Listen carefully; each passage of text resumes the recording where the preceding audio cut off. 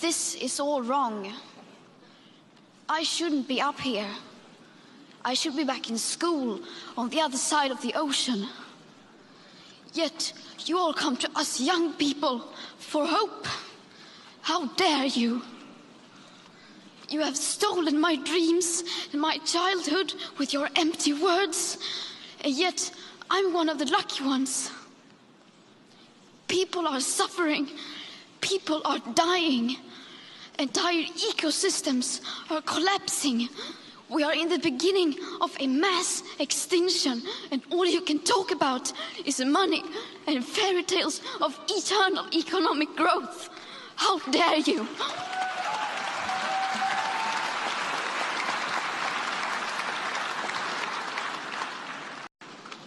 For more than 30 years, the science has been crystal clear.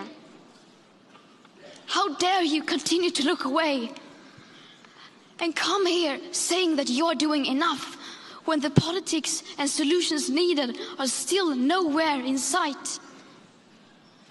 You say you hear us and that you understand the urgency. But no matter how sad and angry I am, I do not want to believe that. Because if you really understood the situation and still kept on failing to act, then you would be evil, and that I refuse to believe.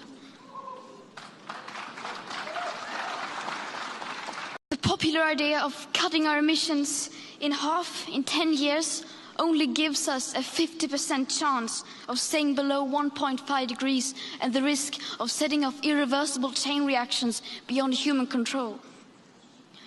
50% may be acceptable to you, but those numbers do not include tipping points, most feedback loops, additional warming hidden by toxic air pollution, or the aspects of equity and climate justice.